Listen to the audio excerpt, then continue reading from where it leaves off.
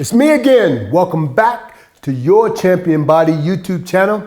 Guys, I want to talk to you about something about competition preparation opposed to life and longevity.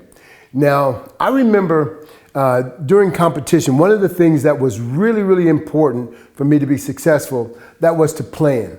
So I learned how to plan things out.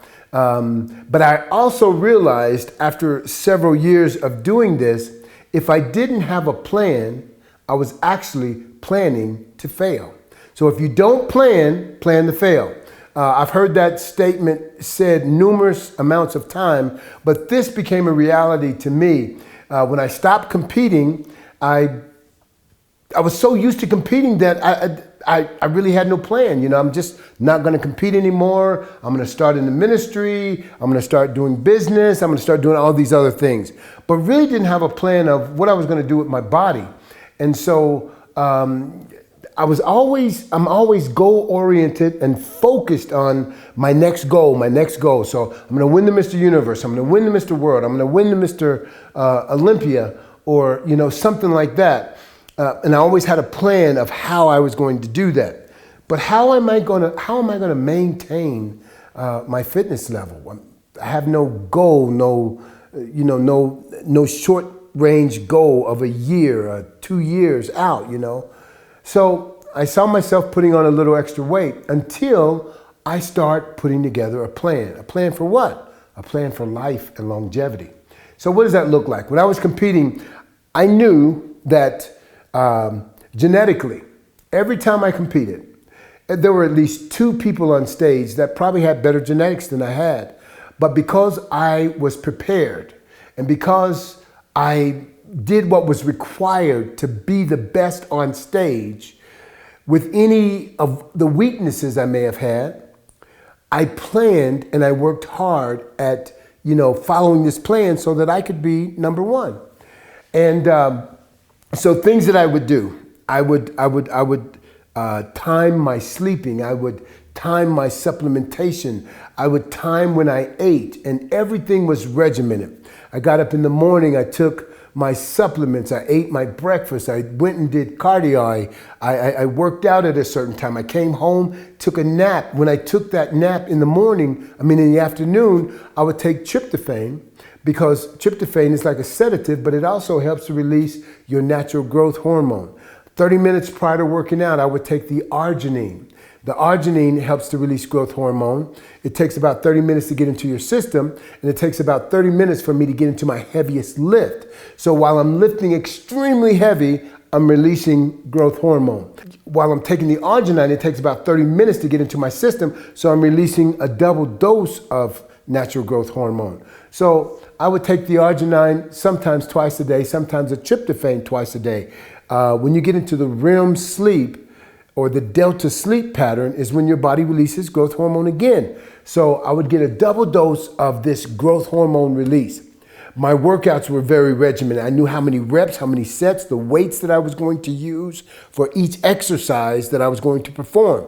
And I would measure my strength gains, and weekly I had a new goal with my chest, shoulder, triceps, back, rhomboid, rear delts, and biceps, my glutes, my hamstrings, my quads, my calves. I had different goals every single week that I wanted to reach. And so with that being said, I no longer have that. Now I'm going into life. How can I take that same thought process, that same concept, and build it into building a lifestyle? Well, I could, and I did. So my workouts were different. My workouts were not quite as intense. I didn't work out quite as heavy as I did when I was competing, but there was a regimen. And the supplementation, there was a regimen to the supplementation, not quite as intense, but I have the supplements that I take.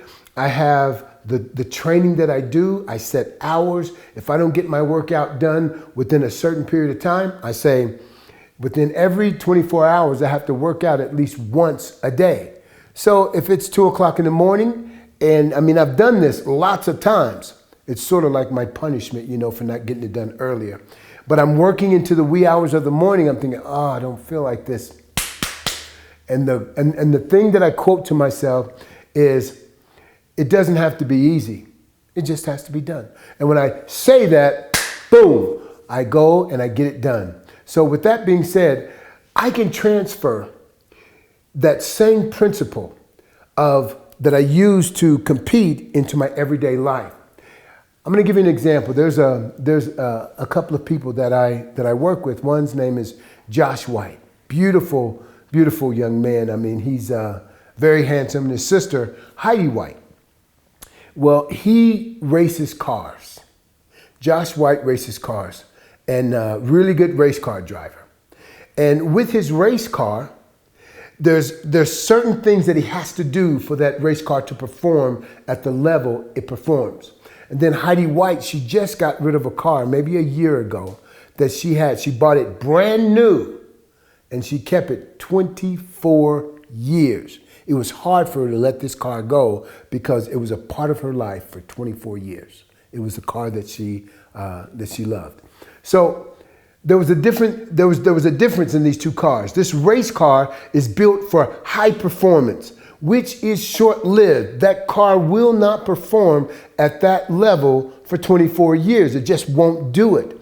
It's not built to do that. But in order for it to get the high performance that it needs, there's a certain type of fuel that car has to have.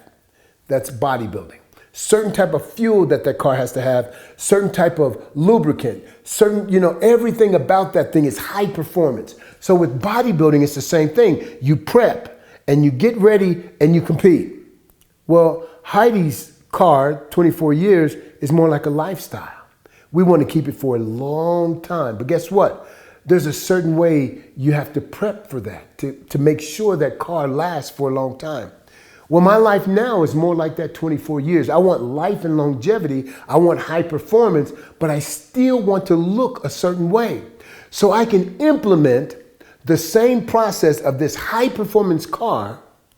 It requires a certain amount of fuel for that car to work properly. Well, with that long-term car, it requires a certain type of fuel. So I can transfer those principles to make sure that they work, and it gives me the longevity that I need. And I think that that brother and sister combination is a beautiful, beautiful example of what has happened in my life. I was the high performance car at one time.